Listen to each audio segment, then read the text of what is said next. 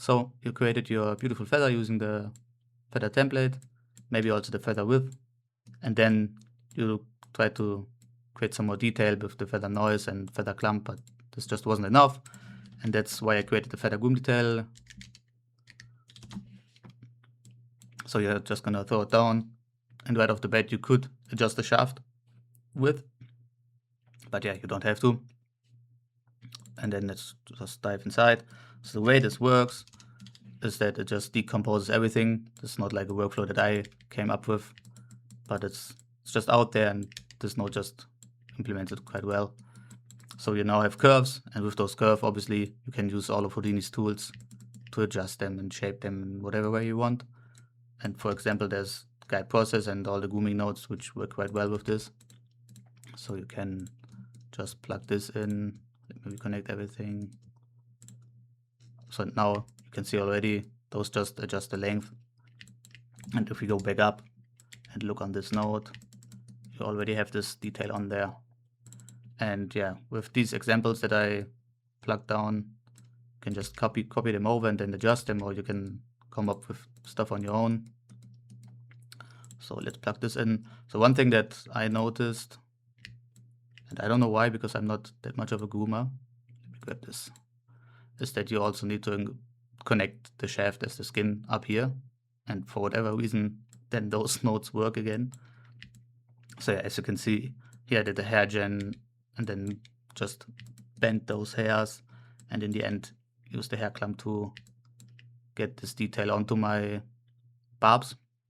So you don't want to change the number of barbs you have and the point count and whatever. This just doesn't work. So if you are gonna do some heavy adjustments like I did here, then you always have to use a node that transfers those adjustments onto your actual barbs. And this is what the hair clump node does for me right here. Yeah, and sometimes you might also want to split which hairs you're just gonna affect. So this is a way to split. Then you also have mask, which basically do the same, but yeah, sometimes you need this and sometimes you need that. Then you can also do random groups and frizz and whatever. You can just adjust those curves in whatever way, and this node will transfer it onto the visualized barbs. Yeah, so this is basically already it.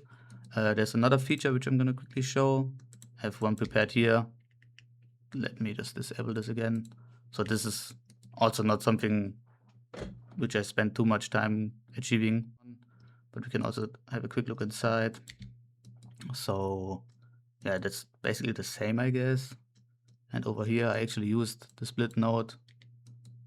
And then I guess I'm just adjusting the barbs down here and merging them back together. And yeah, this just transfers everything over here. And then sometimes you want to take an image and base your work on that image. These images you can find easily on the featherbase.info. There's like a nice website where you can, if you know the names of the biological names or whatever the science of birds is called, you can search them up and then choose the bird that you want. Let's take this one, then you get all the feathers. So if you want to make a specific bird, then this website is really nice to see how the feathers of these birds look. And yeah, so sometimes you take the image and want to base it on that, so you can plug the image in here. This is just a COP network that you just do a file, and then sometimes you have to adjust the rotation a bit and whatever. So, and then if you're doing that, I have this little checkbox which enables quick shade, and then you get this image onto your feather. This already creates the UVs in a way that those images will always fit your feather. And in case you don't want to use it for rendering in the end, because this obviously doesn't look too good, then you can also create your own UVs with the normal project UV node, which is included in here. Yeah, and that's already basically it. Feel free to ask any questions if they come up, and maybe this node is also not perfect. I haven't tried it around with it too much, so it could be that they have some flaws in it. Just let me know.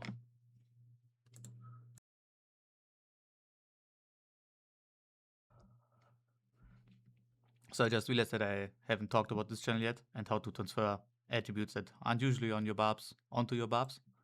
So I'm gonna real quick show you how to do that. So I just took curve view as an example. So just resample node, then you get this nice gradient from root to tip of your barb. Obviously, if you do this, don't ever actually resample those. I mean, you could, but yeah, we don't want to do that because this probably breaks some stuff. I haven't actually tried it. Yeah, but there's no need to do this. You can do that upstream, so don't do it. And yeah, I did that on both sides, obviously. So then if we go up, you might be wondering, okay, there's no curve view on here. And this is what this channel is for. So just plug curve view in here. And then this automatically creates the curve view, which in this case goes from root to tip of the shaft, which is not really what we had inside. But it also creates curve view for barb L and barb R, so left and right side. Sadly, you cannot really inspect this here, but this is also true for the width and the UVs, all those channels. Okay, obviously UVs is different, but yeah, if you have a channel that's on barbs, you cannot really inspect those. But we can just quickly import this into lobs. And yeah, I'm gonna show you how this setup works. It's just default feather setup, but yeah. So just create a primitive for the feather, then import your feather. Then we use the Houdini feather procedural. Then you use the feather primitive, and then your Groom that you imported. One thing that I always do is I uncheck velocity because I don't use the deforming of this node. If you use the deforming of this node, then obviously you want the velocity. But if you don't use it, then this will override your velocity that you might have on your feathers already. And yeah, that's gonna cause some problems.